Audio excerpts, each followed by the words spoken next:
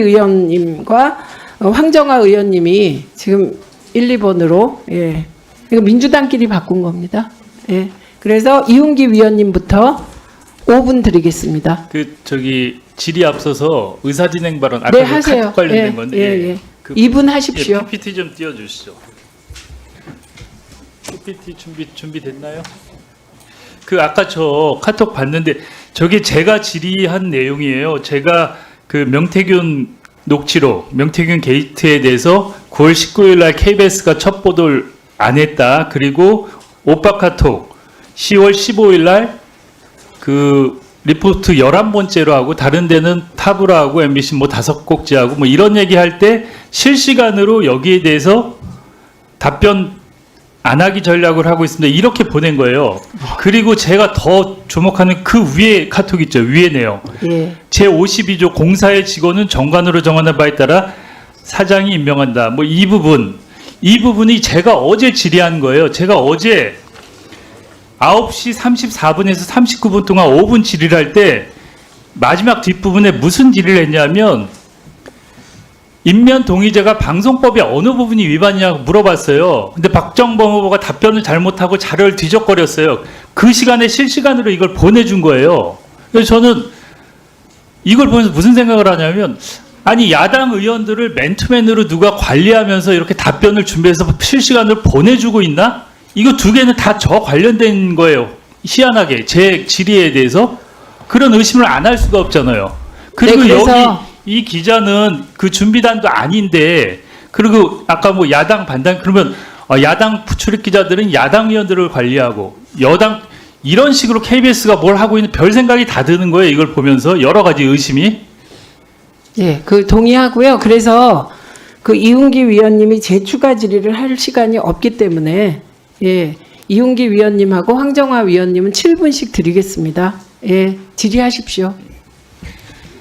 어디 가시는데? 박장범 후보, 안영봉 국장이 의료진단에서 다시 보기 중단 결정했는데 부적절하다고 생각했나요, 그때? 네.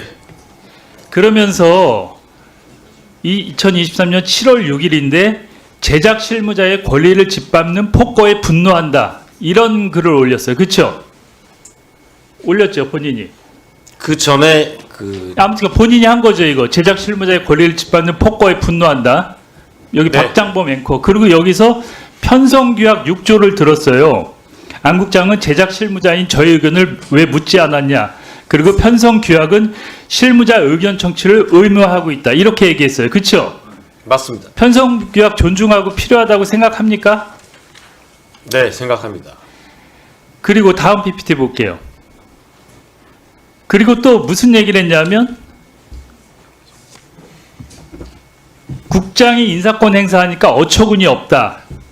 사장이 인사권자고 사장이 정권에 따라 인사권을 국장에 위임한 것입니다.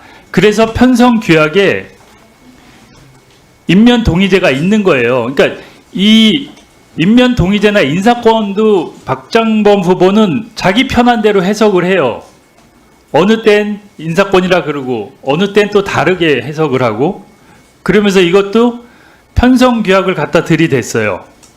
그리고 다음 PPT 볼게요. 또 모든 기자에게는 자신이 작성한 단신, 리포트, 멘트 등 콘텐츠가 수정, 삭제 등 관리자로부터 조치를 당할 때 사전에 의견을 밝힐 권리가 있다. 이 건 때문에 이렇게 올리신 거예요. 제작 실무자의 최소한의 권리를 보장해야 된다. 근데 박장범 후보는 앵커 멘트도 마음대로 고치고 본문에 없는 내용으로 앵커의 권한이라는 이유로 그리고 어느 때는 또 아까 대담은 혼자 했나 그러면 상의해서 했다 그러고 그렇게 편한 대로 해석을 하고 있어요. 편성규약을. 그래서 50기 기자들은 기사보다 공들여 쓰라고 배운 앵커 멘트는 취재기자가 납득할 수 없는 문장으로 바뀌곤 했습니다. 그리고 34기 파우치가 술 친구를 이겼다. 용산에서 그 한마디를 외치려고 박장범은 기자들의 반발에도 앵커 멘트를 멋대로 고쳐 읽어왔다. 33기 정작 본인은 뉴스9 앵커로서 실무자와 어떤 소통을 하며 기사에 손을 댔던 것입니까? 위에서 자신은 편성규약을 얘기하면서 억울하다 그러고 본인은 앵커를 하면서 마음대로 편성규약을 어기고 마음대로 앵커 멘트에 손을 대고 그랬어요. 그리고 위원님 잠깐 설명해도 될까요? 들어보세요. 그리고 편집 2부장 시절에는 어제 얘기한 정유라나 우병우 건에 대해서 기사를 막았어요. 지금 편성규약을 본인이 지키고 말할 자격이 있어요? 앵커 멘트는 사인이 난 기사를 가지고 작성합니다. 그렇기 때문에 일단 사인이 난 기사는 부장이 책임지기 때문에 제가 직접 실무자와 소통하지 않고 앵커 멘트를 고칠 때는 사인권자인 부장과 소통을 합니다. 아니 그래도 본문에 있는 내용으로 고쳐야 될 거 아니에요. 본문에 없는 내용으로 고치니까 기자들이 반발하는 거 아니에요. 왜곡됐다고 내 리포트는 기자들이 만들어서 완납하잖아요. 만들어서. 네, 꼭 그렇지도 않습니다. 리포트에 포함시키지 못할 경우 앵커 멘트로 리드 멘트로 소화하는 경우도 있습니다. 그건 아주 특이한 경우고 기자들이 이렇게 집단으로 반발을 하고 있잖아요. 그리고 오늘 제가 마지막 날이니까 정리 좀 해볼게요. 제가 첫날 박장범 후보에 대해서 산무라고 얘기했어요. 산무. 기자로서 능력이 없고 경영자로서 자격이 없고 리더십이 없다. 그래서 부적격하다 그랬는데 제가 3일을 겪으면서 더 확신을 갖게 됐어요. 박장범은 일개 팀장하기도 힘든 사람이구나. KBS를 위해서 당장 그만둬야 될 사람이구나. 기자로서의 능력. 수많은 보도를 막았어요. 사회 2부장 할 때 다수의 특종을 낙종으로 만들고 말도 안 되는 취재 짓을 해서 기자들을 괴롭히고 그리고 편성 규약도 자기 맘대로 해서 편성 규약을 말할 자격도 없어요. 제가 보기에. 그리고 경영자로서 자격. 제가 그 경영계획서 보고 내용이 없다고 얘기하고 몇 가지 질의를 했는데 IPTV 통해서 수신료를 안정시킨다. 말도 안 되는 얘기예요. 제가 여기 협회하고 했더니 말도 안 된다고 답변이 왔어요. 협회에서. 그리고 휴대폰에 수신료를 부과해서 수신료 징수와 범위를 대폭 늘리는 획기적 계기를 이게 아주 자기의 가장 핵심적인 경영 계획처럼 얘기했어요. 이게 웃음거리가 되고 있어요. 정신 나간 소리라고. 4인 가족이면 3만 원 내든 수신료를 12만 원 내야 되는데 그리고 본인도 이게 그냥 아이디어 차원이라고 또 다시 말을 바꿨어요. 그리고 내년에 경영 계획이 어떠냐, 뭐 적자를 내냐, 흑자를 내냐, 뭐 얼마가 목표냐 그런 경영 계획이 없다 그랬어요. 그리고 면접할 때도 그런 걸 얘기를 한 적이 없고 아니 이렇게 어려운 시기에 KBS에 대해서 그런 계획도 없이 무슨 사장 후보가 돼요.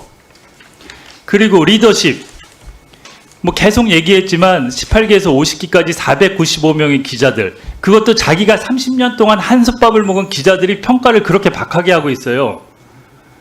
그거는 정말 조직을 이끌 자격이 없는 거잖아요. 거기다 PD협회, 기술인연합회도 다 반대하고.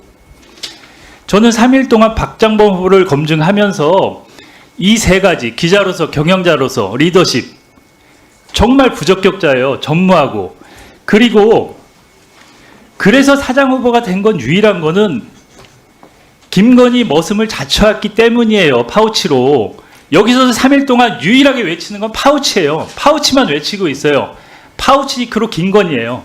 그렇죠?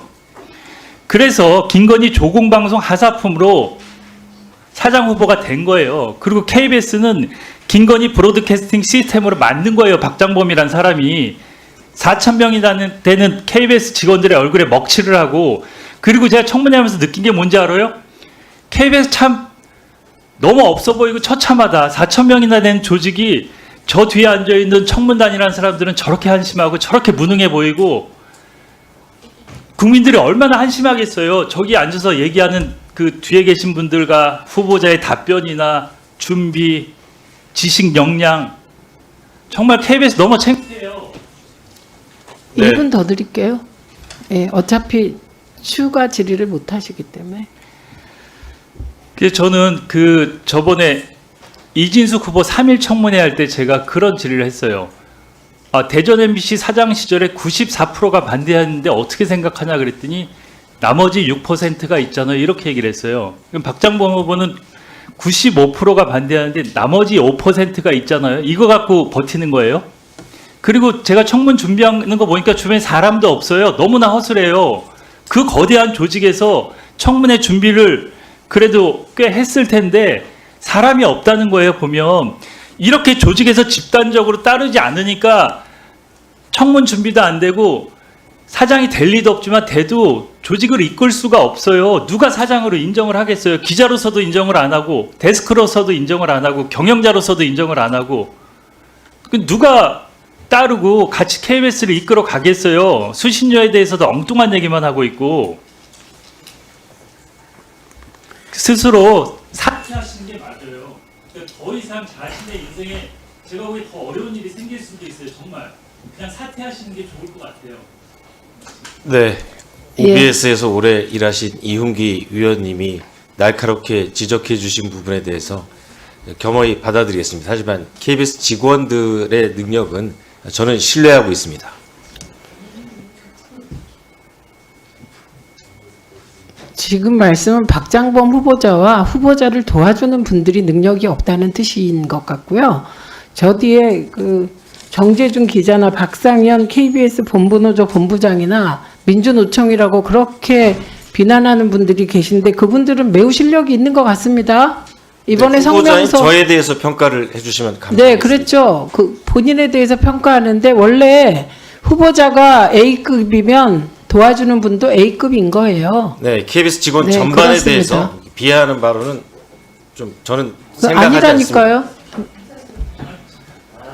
제가 언제 KBS 직원을 비하했어요? 준비단을 얘기했죠. 예, 준비단은 형편 없습니다. 네, 즉 후보자인 제가 저한테 말씀해 주시면 예, 후보자가 경험이 형편 수용하겠습니다. 없나 봅니다. 왜냐? 이런 전략을 기자하고 주고받는 것도 문제인데 그걸 또 찍힙니까? 이게 형편 없는 거 아니에요? 왜 드러난 사실을 인정하지 않습니까? 제가 이번에 각 기수별로 기자들이 쓴 성명서 꼼꼼히 읽으면서 그 문장 하나하나를 어떻게 쓰고 언어 선택을 어떻게 하고 단어를 어떻게 쓰는 걸 보면 얼마나 내공이 있는지 다 압니다. 우리가 30년 이상을 글과 함께 뒹굴어 온 사람들이잖아요. 매우 유능합니다. 예, 의사진행 발언 드리겠습니다. 2분 드립니다.